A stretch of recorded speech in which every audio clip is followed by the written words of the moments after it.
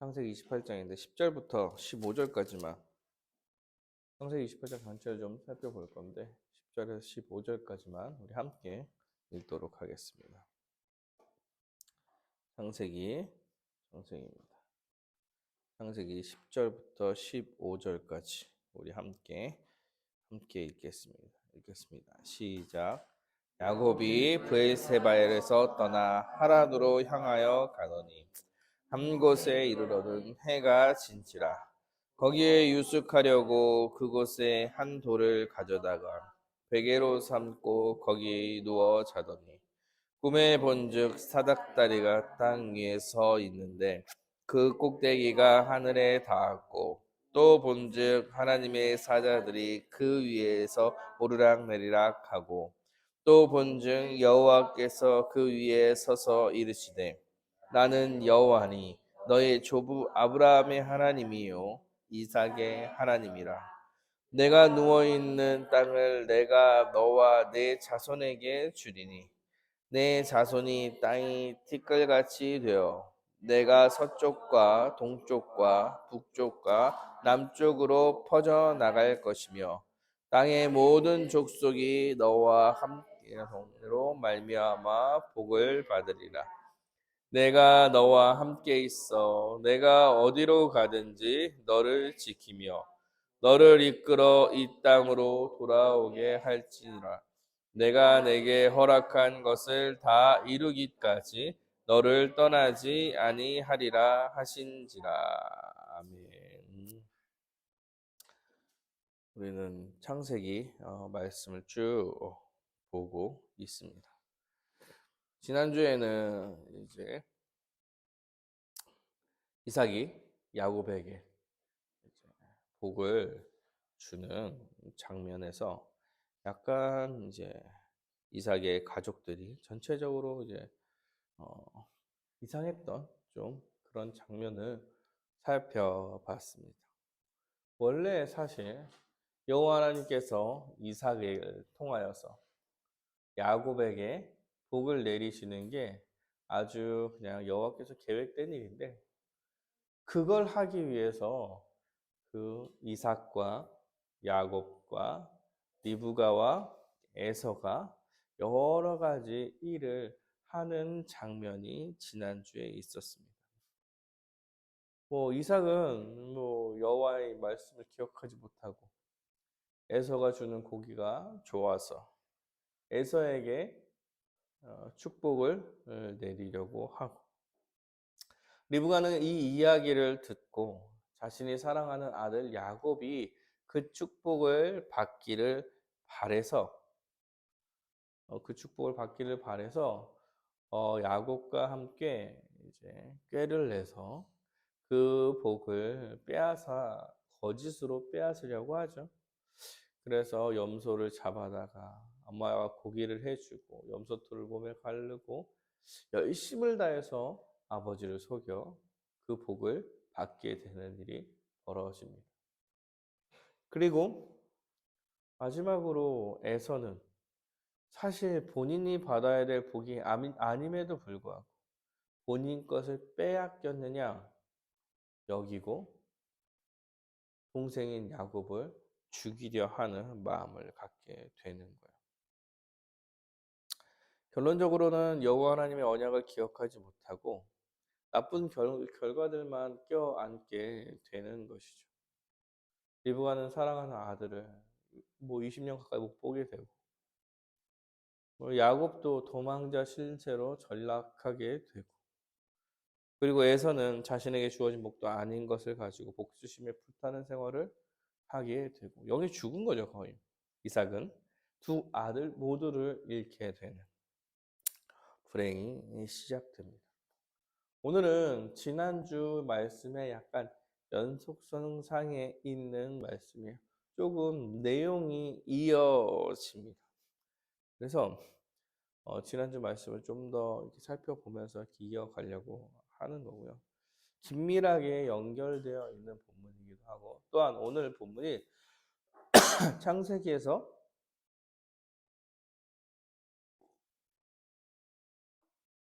중요한 본문 중에 하나입니다. 왜냐하면 오늘의 스토리가 신약에 또 나타나 있기 때문에 좀 그래요. 예수님께서 오늘 사건을 가지고 신약에서 또 표현을 하고 있습니다. 좀 연결이 되는 본문이라 좀 연결해서 살펴보도록 하겠습니다. 먼저는 이삭이 야곱을 paddan 아람으로 보내는 장면으로 오늘 이야기는 시작됩니다. 그리고 오늘 리브가가 에서가 야곱을 죽이겠다고 하는 얘기를 들어서 야곱을 어디로 보내려고 하냐면 음, paddan 아람에 있는 자신의 오라버니에게 라반에게 보내려고 하죠. 근데 죽이려고 하니까 이 사람을 빨리 보내야겠어요 라고 말하기가 어려운 거야. 그래서 보낼 방법을 찾는 겁니다. 보낼 방법을 찾으니 어떤 것이 있냐면 리브가도 어디서 왔어요? 그 paddan 아람에서 온 거예요.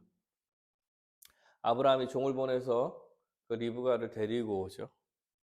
그리고 잘 살펴보니까 26장 34절 35절에 그런 말씀이 있죠.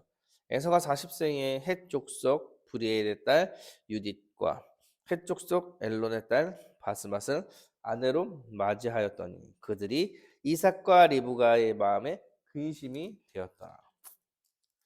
그러니까 에서가 그 땅 헷 족속의 여자와 결혼을 하니까 근심이 되는 거예요. 그래서 야곱도 어떻게 해요? 그 해족속과 결혼을 시킬 수 없다.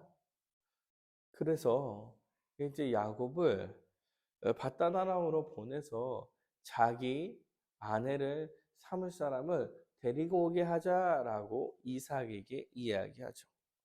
46절에 봅시다. 이렇게 27장 46절부터 좀 보면 이렇게 나오죠. 리브가가 이삭에게 이르되 내가 햇사람의 딸들로 말미암아 내 삶이 싫어졌거늘. 햇사람의 딸들이 며느리겠죠. 며느리 2명. 별로 삶이 싫어졌어요. 그 정도로 싫었던 거예요. 그 정도로 싫었던 거예요. 야곱이 만일 이 땅의 딸들 곧 그들과 같이 햇사람의 딸들 중에서 아내를 맞이하면 내 삶에 무슨 재미가 있으리까? 실제로 햇사람을 며느리를 드리고 나서 지금 이삭과 리브가는 둘 다 힘들었던 것 같아요. 여러분 이게 약간 어떻게 보면 당연한 일이기도 합니다. 불신자와 결혼을 하게 되면 문화와 생각이 달라. 살아왔던 삶의 환경이 다르기 때문에 이제 같이 사는 게 힘들고 어려워. 그래서 삶이 싫어졌다 이 정도까지 표현해요. 그래서 이 야곱까지 그렇게 할 수 없다. 그러니까 야곱은 다르게 우리 민족과 결혼을 할 수 있게 하자라고 지금 이삭을 설득하고 있는 거예요. 이삭이 야곱을 보러 그에게 축복하고 당부하여 이르되 너는 가나안 사람 딸들 중에서 아내를 맞이하지 말고 일어나 paddan 아람으로 가서 내 외조부 부두엘의 집에 이르러 거기서 내 외삼촌 라반의 딸 중에서 아내를 맞이하라. 지금 이삭은 리브가의 말에 설득이 되었죠. 리브가의 말에 설득이 되기도 했지만 사실 이 말은 틀린 얘기가 아니에요. 리브가가 목적은 사실 야곱을 paddan 아람으로 피신시키려는 목적이었지만 그 목적을 이루기 위해서 결정했던 꾀를 냈던 그 상황들은 사실 맞는 말이기도 하죠. 해쪽 속의 여자와 결혼을 시키는 것은 여호와 하나님께서 반대하는 일이에요. 여호와 하나님께서 가나안의 자녀들과 결혼하지 못하게 했습니다. 왜냐하면 그 가나안의 자녀들은 여호와 하나님께서 멸망시킬 민족이에요.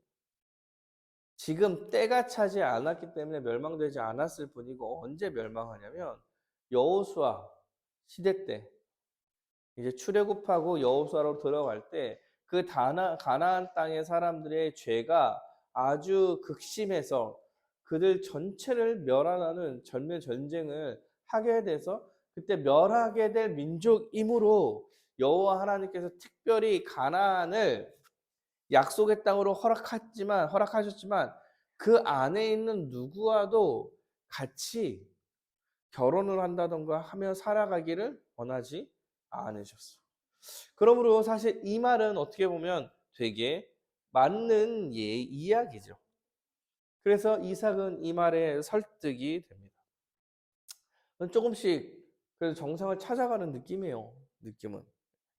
그래서 가서 내 외삼촌 라반의 딸 중에 아내를 삼아라. 해적속 가나안에 있는 사람들은 안 된다.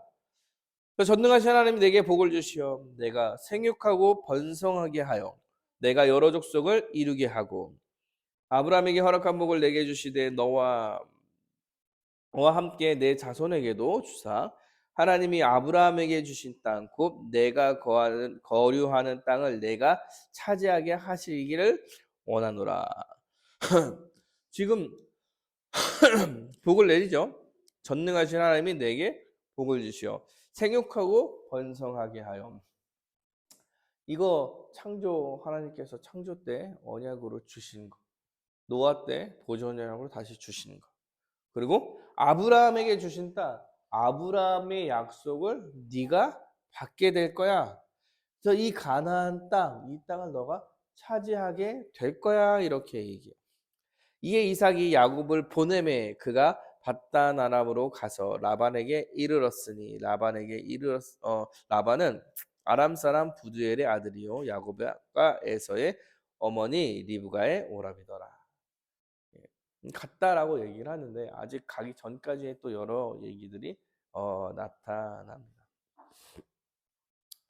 그러면 이삭이 지금 야곱을 밧단 아람으로 보내고 있는 사건입니다.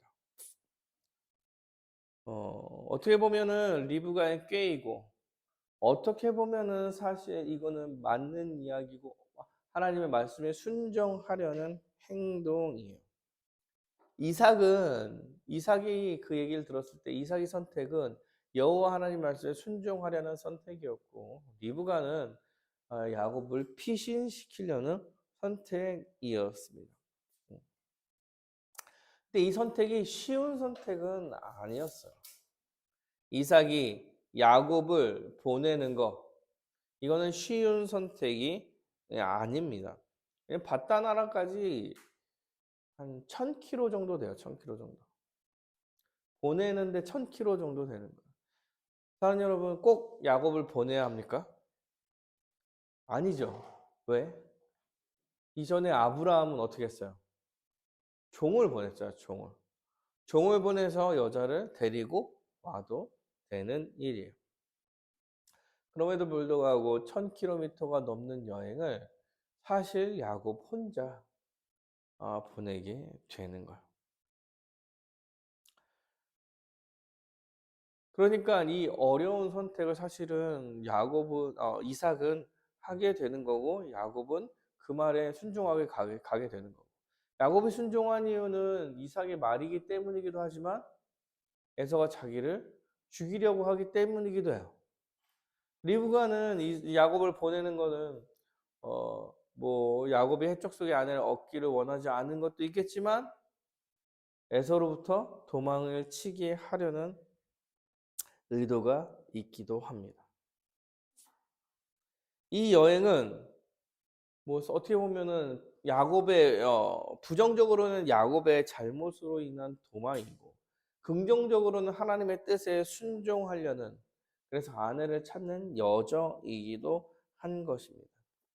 그러니까 실제로 어떻게 생각하면 이 야곱이 이삭을 떠나서 밧단아람으로 가는 사건은 야곱의 선택과 그 결과에 대한 책임, 그리고 또 다른 도망이라는 선택, 또 리브가의 선택과 또 리브가의 계획, 그리고 리브가의 계획을 들은 이삭의 선택이 다 합쳐진 사실 복합적 결과로서 야곱이 이 떠나게 되는 거예요.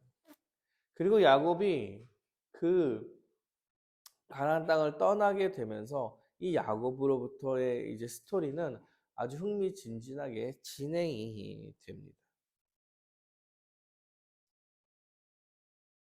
그럼에도 불구하고 변하지 않는 것은 아브라함의 자손은 이삭, 이삭의 자손은 야곱. 이렇게 하나님의 언약을 이을 백성이라는 거예요.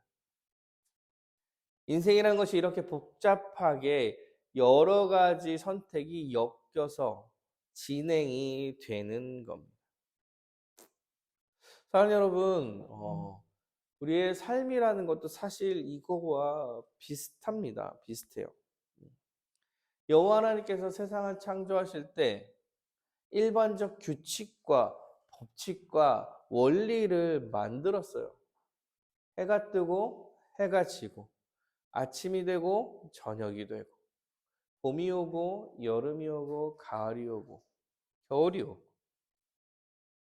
뭐 물건을 두면 떨어지고 때리면 아프고 이러한 자연적 법칙들을 만들었다니까요. 관계 가운데서도 여러 가지 일들이 복합적으로 결과를 내는 그런 일반적 원리가 지금 우리 생활 가운데 자리 잡고 있습니다. 그런데 여호와 하나님께서는 그 법칙을 초월하여 그 법칙 밖에 계시는 분이죠.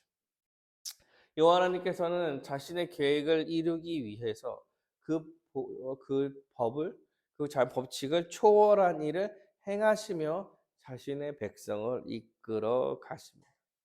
그러면요, 여러분, 세상은 어떤 식으로 구성되어 있냐면 일반적으로 여호와 하나님께서 만들어 놓으신 법칙과 그 규칙 플러스 여호와 하나님께서 자신의 백성에 대한 간섭과 개입 이 두 가지가 함께 섞여가고 있어요.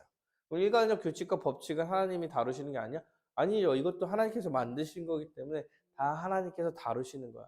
이 모든 것이 하나님의 계획 아래 있지만 하나님께서 특별히 자신의 백성에게 초월적으로 간섭하며 개입하는 일이 같이 있는 거예요. 이 모든 것이 합쳐져서 여호와 하나님께서 섭리하고 계신다라고 설명할 수 있는 거예요. 좀 더 쉽게 신자 입장에 설명해 본다면 설명을 좀 더 쉬울지는 모르겠어요. 쉬울지 모르겠지만 우리에게 알려진 분명한 하나님의 계획이 있고 그것을 반드시 하나님께서 이끌어 가실 거예요. 그리고 사실 그 외에 그 작은 자잘한 그 안에서의 선택들은 성령 하나님께서 우리와 함께 우리가 생각하고 고민하고 결정하는 대로 그 결과를 경험하게 하시고 그냥 그것을 아마도 경험하고 그것에 대해서 뭐 여러 가지 어려움을 겪기도 하고 기쁨이 되기도 하고 이런 일을 그냥 두고 계실 거라는 거예요. 그리고 특별히 더 관여해야 되고 개입해야 된다고 생각하시는 그런 것에 대해서 개입하고 관여하실 거예요. 그리고 개입하고 관여하실 때는 그 큰 하나님의 그 계획과 하나님의 일이 이루어지는 방향으로 계획할 거라는 거예요. 그러니까 일반적으로는 인간이 그냥 결정하고 경험한 것에 자신이 책임을 지고 살아가는 거예요. 그럼에도 불구하고 그 백성을 끝까지 하나님께서 이끌어 가시는 것. 이게 신자들이 살아가는 삶의 이야기. 그러니까 신자들의 인생을 단순하게 해석하며 말할 수가 없어요. 응? 너 기도 안 해서 그렇게 된 거다. 너 교회 안 다녀서 그렇게 된 거다. 이렇게 단순하게 설명해 내기가 어렵다는 거, 어려워. 기도할 때도 마찬가지로 난 주의 말씀에 다 순종하는데 왜 이렇습니까? 결과가 이게 뭡니까? 이렇게 단순하게 말할 수 없다는 거예요. 그의 선택과 삶 가운데 여호와께서 계획하시고 또한 우리가 결정하고 우리의 결정과 맞물린 어떤 사람들의 결정, 선택, 계획. 그리고 그 사람이 믿는 자냐, 믿지 않는 자냐. 이 세상의 일반 규칙, 그리고 그것을 초월하는 하나님의 개입. 이 모든 게 엮여져서 우리의 인생이 이끌어 가지는 것입니다. 그럼에도 불구하고 우리가 명확하게 알 수 있는 사실이 뭐냐면, 명확하게 알 수 있는 사실이 뭐냐면, 이 복잡하게 일이 엮여 있는 가운데 하나님께서 계획하신 큰 일은 그대로 이루어진다라고 말하는 거예요.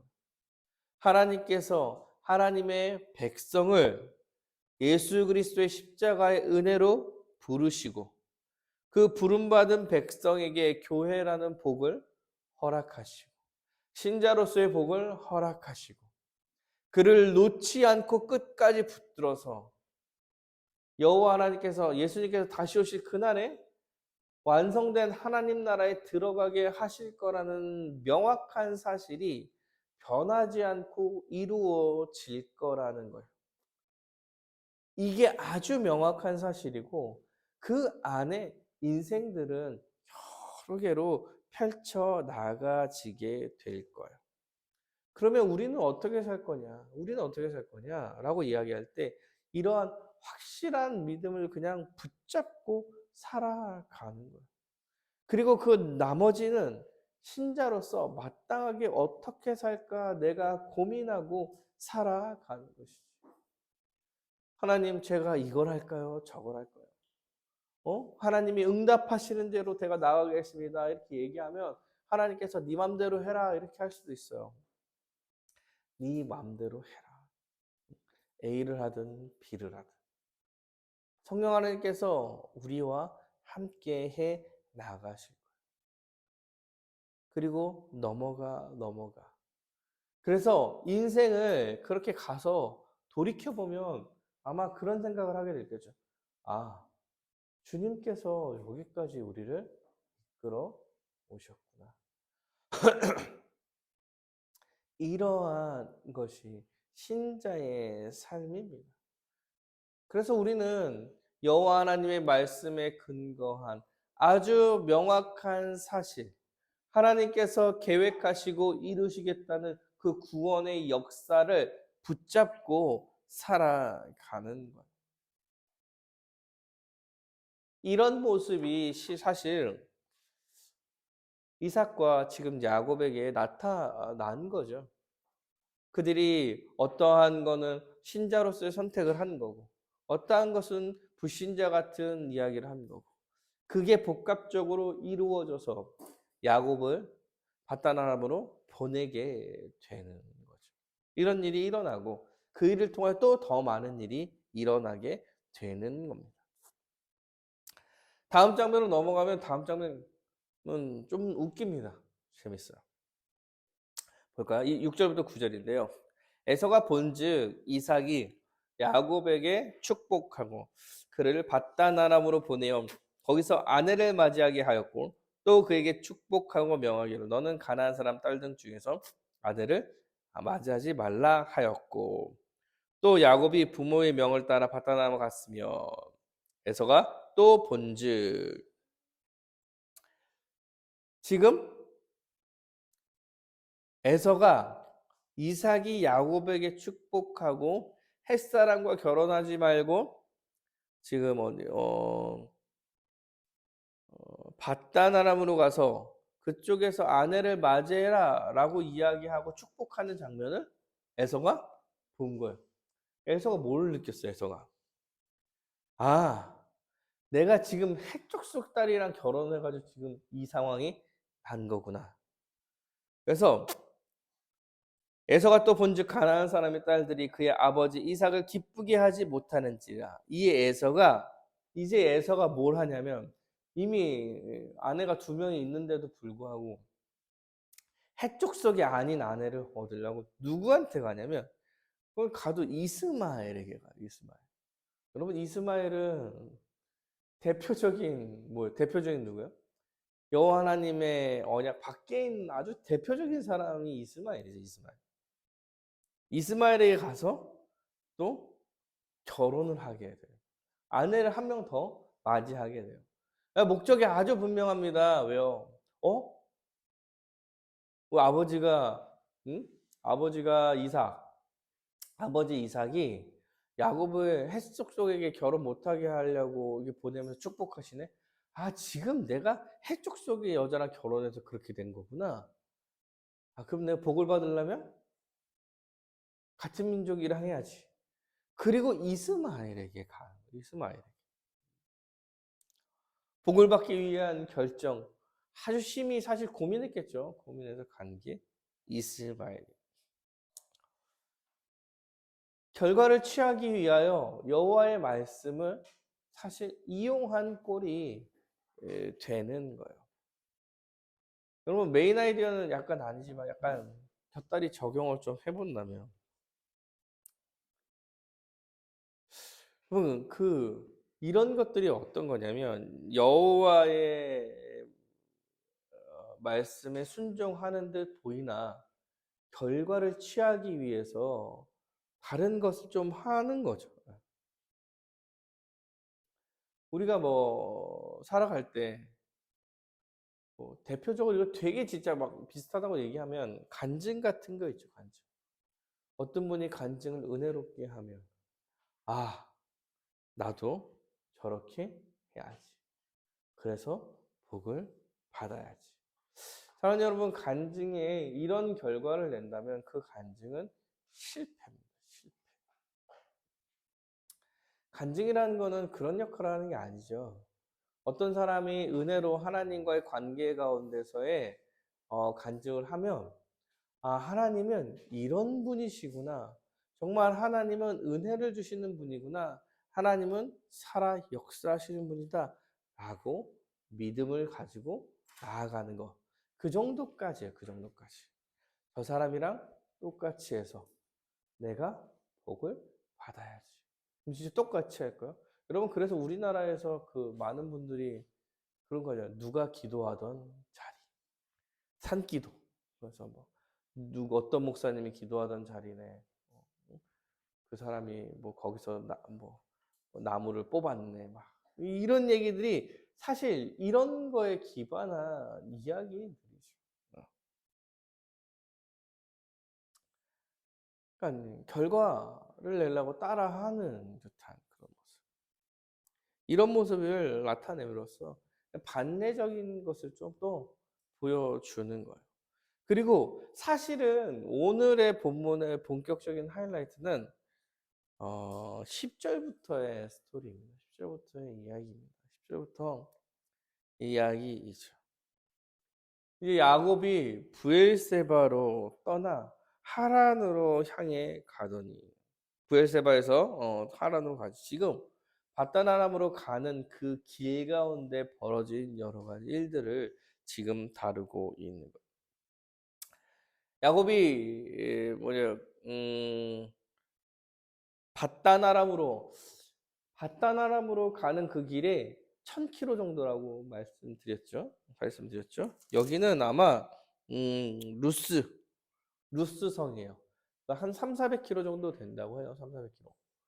그러면 이제 서울에서 부산까지 가는 거예요. 서울에서 부산까지 걸어 간 거죠. 한 3, 4일 내내 4, 5일 이렇게 걸어야 아마 그 정도 갈 수 있어요. 그럼 1000km라면은 그러면 그거 한 10배 정도 되니까 한 달 넘게 가는 데만 네, 그렇게 걸리죠. 지금이랑 또 좀 달라요. 뭐 지금 같으면은 뭐 밤새 걷는다 뭐 이렇게 얘기한다고 해도 빛이 있으니까 이때는 해가 뜨고 해가 지면 그만 가야겠죠. 그만 가야 되는 지금보다 더 많이 걷지 못하는 이때에 이렇게 여행한다는 것은 사실 굉장히 어려운 일입니다. 자동차가 있는 것도 아니고 걸어가야 되잖아요. 그렇다고 어딘가에 숙소가 마련된 게 아니에요. 음식은 어때요? 음식은 뭐 식당이 막 있나? 우리가 지금 뭐 생각하듯이 한 달 동안 유럽 여행 가고 막 이런 느낌이 아니야, 아니야. 치안은 좋아요, 치안은?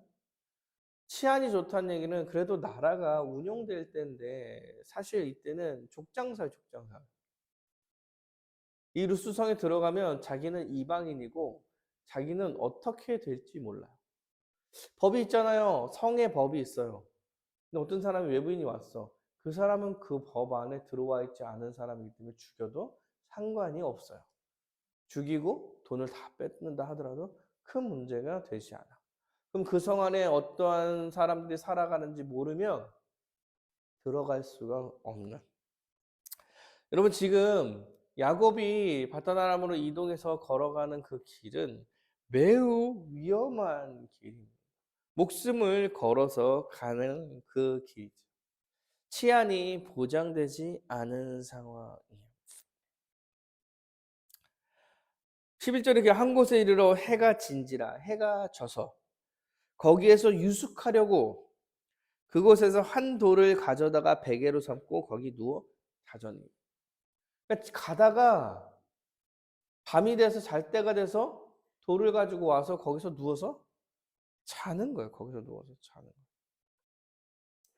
날이 어두워져서 근처에 호텔에 들어가서 자는 게 아니라 지금 성 근처에 있는데도 사실 성에 들어가지 못해요.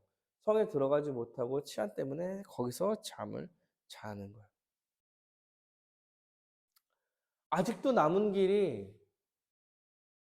아주 긴 길이 아직 남았습니다. 여러분 야곱이 이삭이 있는 집에 있었다면 어땠을까요? 이삭은 지금 이삭은 좀 부자죠, 부자.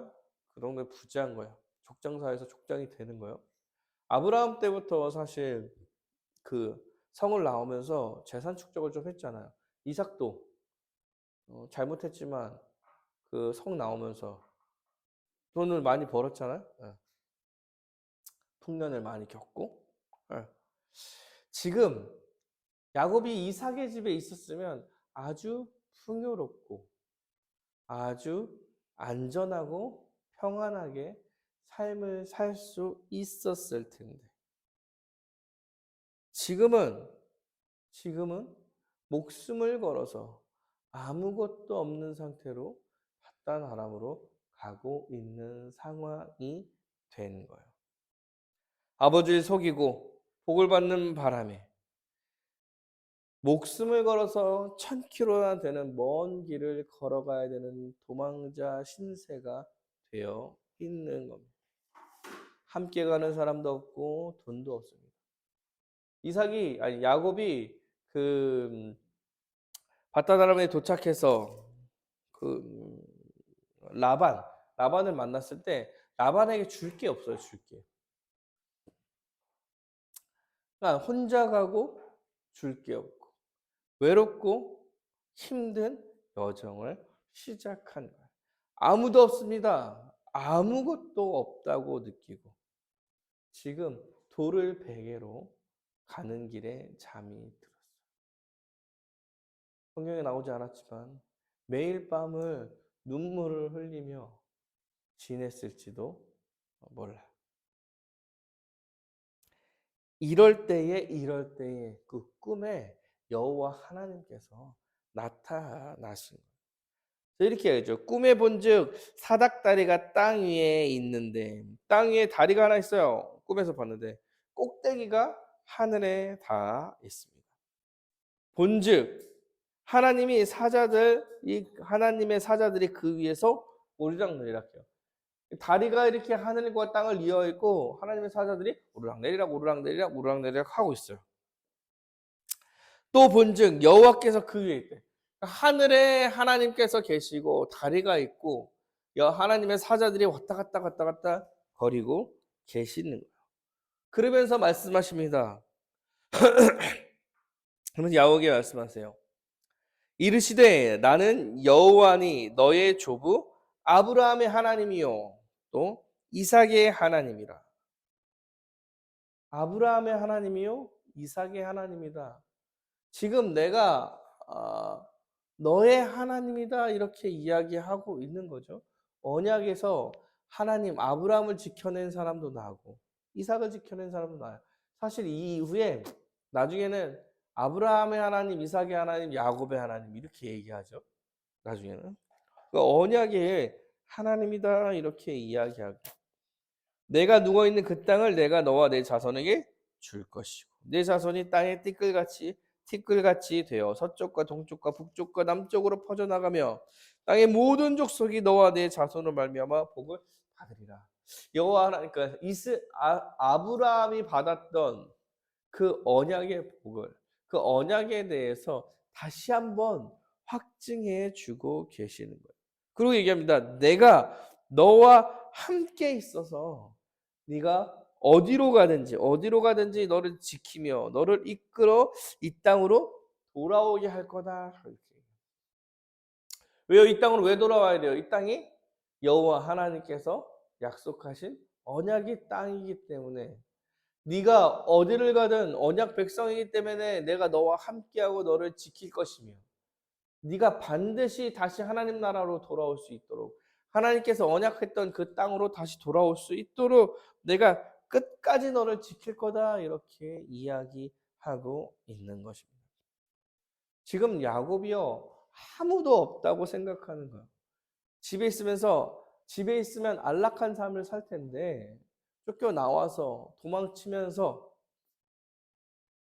친구도 가진 것도 지금 아무것도 의지할 수 없는 언제 죽을지 모르는 이런 상황 가운데 있을 때 다시는 이 땅으로 돌아오지 못하게 될 것 같다는 불안감 가운데 있을 때 여호와 하나님께서 나타나셔서 지금 이 불안감을 깨주시며 말씀하고 있는 것입니다. 야곱이 일어났어요. 야곱이 잠에서 깨어 이르되 여호와께서 과연 여기 계시거늘 내가 알지 못하였도다. 깨서 이제 여호와께서 계신다는 사실을 알았어요. 이에 두려워하여 이르되 두렵도다. 이곳이요 이것은 다름 아닌 하나님의 집이요 이는 하늘의 문이로다. 정신없는 고백을 하고 있는 거예요. 사실은 정신없이 여호와께서 여기서도 함께 하시는구나 이런 얘기를 하고 있는 거예요.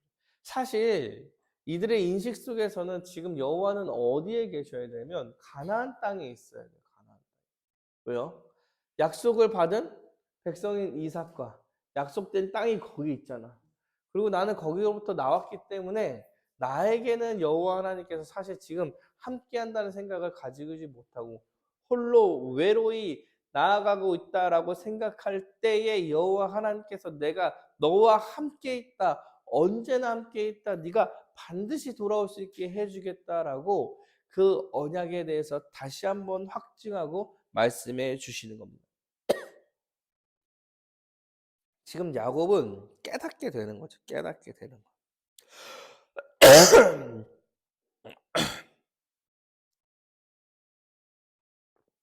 그리고 야곱이 아침에 일찍 일어나 베개로 삼았던 돌을 세워요.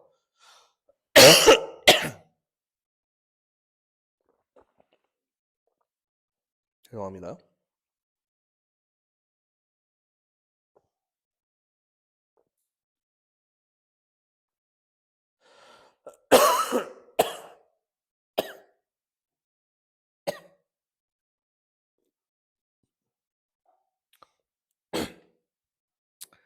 베개로 삼았던 돌을 세웁니다. 세워요.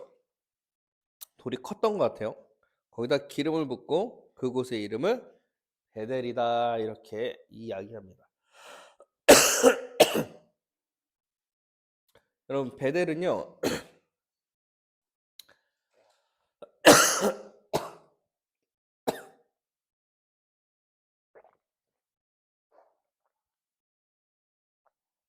집에 한 번 하면 잘 안 멈춰. 베델은 베이트라는 것과 엘이라는 게 합성해서 지은 거예요. 베이트는 집이란 뜻입니다. 집. 헬라 아니 히브리어죠. 히브리어 처음 배울 때 이제 아주 처음 배우는 단어가 베이트. 그리고 엘은 하나님이라는 거예요. 그러니까 이게 뭐냐면 여기가 하나님의 집이다라고 지금 야곱이 기둥을 세워서 루스라는 옛 이름을 버려 여기를 베델이라라고 장소를 기념하며 이야기합니다. 하나님의 집이요, 하나님이 거하실 처소고 하나님께서 임재하시고 나와 함께 해 주셨다. 처음 하나님께서 함께 하셨다는 사실을 알게 되고 깨닫게 된 장소로서 여기를 베델이라고 정하는 거예요. 그리고 나서 야곱이 사실 얼토당토한 얘기를 해요. 야곱이 서원하여 이르되 하나님이 나와 함께 계셔서 내가 가는 이 길에서 나를 지키시고 먹을 것과 입을 것을 오려 주시어 내가 평안히 아버지 집으로 돌아가게 하오시면 조건을 걸죠. 여호와 하나님께서 나의 하나님이 될 것. 이렇게 해주시면 나의 하나님께 될 것입니다. 진짜 얼토당토하지 않고 지금도 여전히 부족한 야곱의 모습을 보이기는 하나. 그럼에도 불구하고 사실 여호와께서 함께 하신다는 베델이라는 이름을 했다는 것만으로도 지금 여호와께서는 야곱에게 만족하고 계시는 거예요. 조금씩 변해가는 야곱의 모습을 기대하는 거죠.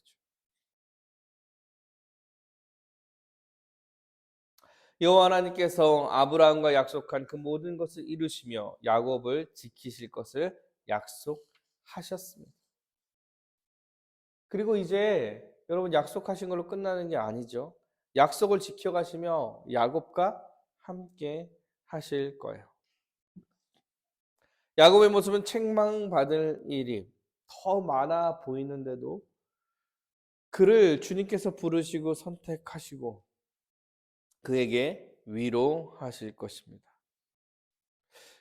야곱이 아무것도 없고 아무도 없다고 생각할 때 그때 여호와께서 함께 하신다는 사실을 알려주고 여호와의 집에 있었다는 것을 야곱은 그때에도 지금 여호와의 집에 야곱은 있었다는 것을 깨닫게 되는 거예요. 야곱이 불의하고 불충하고 약간 이상해도 그런 행동을 할 때에도 사실 뭐 고난을 주시면 뭐 깨닫게 해주실 수도 있겠지만 그럼에도 불구하고 여호와 하나님께서 야곱을 버리지 않을 거라는 거. 왜? 주님께서 선택한 백성이고 사실 그 백성 누구도 주님 앞에 의롭게 살아갈 자가 없기 때문에 주님은 약속한 백성을 끝까지 이끌어 가실 것입니다. 여호와 하나님께서 한 번 상속받은 자를 어떻게 대하시는지에 대해서 지금 성경을 통해서 말하고 있다라고 이야기합니다. 사랑하는 여러분, 우리가 아무도 없다라고 느낄 때에도 사실 여호와 하나님께서 하나님 나라의 백성과 함께 하시며 우리를 지키고 보호해 가실 거예요. 놓지 않으실 거예요. 뭐 중간에 어떠한 선택들에 대해서 여러 가지 일들이 벌어진다 하더라도 믿음에 있는 자녀들을 놓는 일이 없을 거다. 언제까지? 예수님께서 다시 오실 그날까지. 우리는 이것을 믿고 하루하루를 살아가는 것입니다. 이 말씀이 우리에게 조금 더 명확하게 다가오고 좀 바라보려면 우리 요한복음을 좀 살펴봐야 되는데 요한복음 1장 우리 말씀 살펴볼게요. 요한복음 1장 49절부터 51절까지인데 우리 한번 볼까요? 요한복음 1장 49절부터 51절까지입니다. 다 함께 한번 읽어보도록 하겠습니다. 읽겠습니다. 시작. 나다나엘이 대답하되 랍비여 당신은 하나님의 아들이시요 당신은 이스라엘의 임금이로소이다. 예수께서 대답하여 이르시되 내가 너를 무화과 나무 아래에서 보았다 함으로 믿느냐? 이보다 더 큰 일을 보리라. 또 이르시되 진실로 진실로 너희에게 이르노니 하늘이 열리고 하나님의 사자들이 인자 위에 오르락 내리락 하는 것을 보리라 하시니라. 지금 이 소리가 어떤 거냐면 빌립이 이 나다나엘이라는 사람을 만나서 이렇게 얘기해요. 아, 모세가 율법에 기록된 그 사람을 내가 만났어. 이렇게 얘기해요. 그 사람이 누구냐면 나사렛에 태어난 예수야. 이렇게 설명합니다. 나다나엘이 믿지 않아요. 왜냐하면 그 나사렛이라는 동네가 너무나 구질구질한 동네라서 아주 시골이라서 그곳에서 선한 것이 날 수 없어. 그곳에서 여호와가 나올 수 없어. 그곳에 예수님이 나올 수 없어. 메시아가 나올 수 없어. 이런 마음을 갖고 있기 때문에 믿지 않아요. 그래서 예수님이 직접 오셔서 말씀하십니다. 말씀하세요. 아, 네가 정말 괜찮은 사람, 간사한 것이 없는 진짜 참된 사람이구나. 당신이 나를 어떻게 합니까? 내가 널 봤다. 이렇게 설명해요. 그래서 나다나엘이 아, 당신이 주님이 맞군요. 이런 얘기를 하고 이어지는 본문이에요. 이어지는 본문. 그러니까 예수님께서 50절에 이렇게 얘기하잖아요. 내가 너를 무화과 나무 아래에서 보았다고 한 얘기를 듣고 너가 믿는 거야? 근데 그거보다 더 큰 일을 보게 될 거다. 그리고 그 야곱이 봤던 사다리 얘기를 갖고 와서 지금 예수님께서 펼치며 설명하고 있는 거예요. 또 이르시되 진실로 진실로 너희에게 이르노니 하늘이 열리고 하나님의 사자들이 인자 위에 오르락 내리락 거릴 거야. 이렇게 여기서 인자는 다니엘서에서 얘기했던 메시아고 곧 예수님을 얘기하는 거예요. 그러니까 그때 그 다리로 생각하면 그 땅과 하늘을 잇는 다리가 누구냐면 예수님인 거예요. 예수님. 도저히 하늘과 땅이 닿을 수 없는 그 사이를 예수님께서 메꾸신 거예요. 야곱이 환상으로 봤던 그 일이 예수 그리스도로 인하여 성취될 것을 이야기하는 거예요. 야곱이 환상으로 봤던 하나님께서 역사하시며 이 땅 가운데 일어날 그 일이 이제 예수 그리스도의 십자가의 은혜로 하늘과 땅의 길이 열려 예수로 열려 이제 자유롭게 들락날락 할 수 있는 일이 될 것이다. 그리고 여기가 여호와의 집이다 이렇게 설명하고 있는 것입니다. 사랑하는 여러분, 여호와의 집이라는 것은요, 사실 베델 이후에 구약에서 여호와의 집은 여호와께서 거하실 처소고 구약에서 그게 어떻게 이어가냐면 성막과 성전으로 이어가요. 그리고 예수님께서 그 성전을 무너뜨리겠다 이렇게 이야기하고 죽고 부활하시며 그 성전을 영원한 성전을 세우십니다. 영원한 성전을 세우세요. 그리고 죽고 부활할 때 그래서 그 성소와 지성소를 맡고 있는 그 휘장이 찢어지고 자유롭게 들락날락할 수 있게 되었는데 그게 어디서? 성령을 주심으로. 이제 거하실 처소는 어디입니까? 이제 그가 거하실 처소가 어디냐면 우리이며 교회인 거예요. 예수 그리스도께서 성령을 주시며 성령이 계신 곳에 여호와 하나님이 거하시고 그 성령이 하나 된 교회 가운데서 일하시고 펼쳐져 가는 것입니다.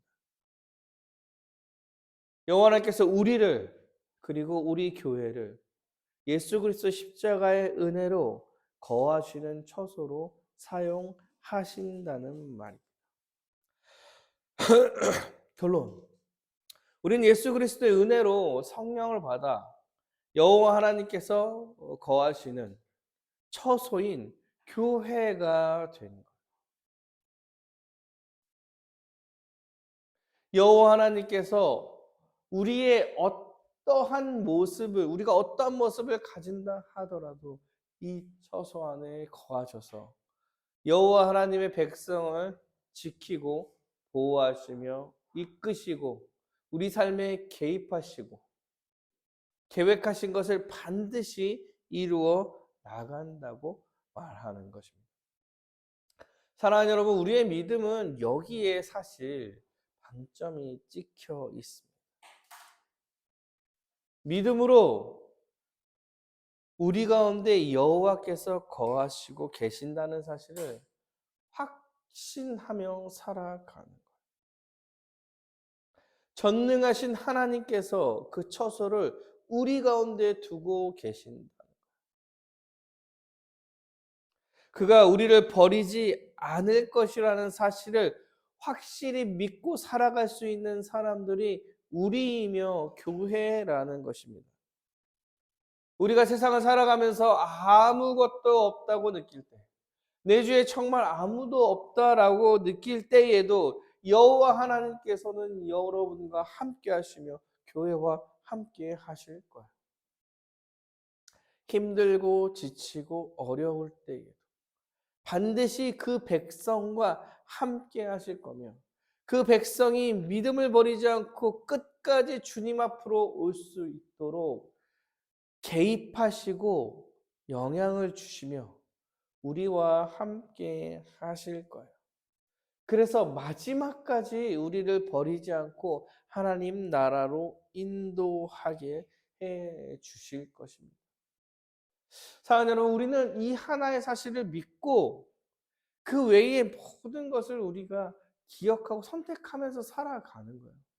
아, 주님께서 나를 버리시지 않는다는 사실을 믿고, 그러면 신자로서 어떻게 살 것이냐 고민하고 선택하면서, 그 선택이 때로는 잘못될 수도 있고 잘 될 수도 있지만 주님께서 그 부족한 야곱을 버리지 않으신 것처럼 우리를 버리지 않고 살아갈 수 있게 해 주신다는 것입니다. 사랑하는 여러분, 이런 믿음으로 살아가시기를 원합니다. 주님께서 그 성전, 그 집을 우리 가운데 두고 계신다는 사실을 믿고 살아가는 여러분이 되시기를 간절히 바라겠습니다. 우리 찬양하도록 하겠습니다. 찬양.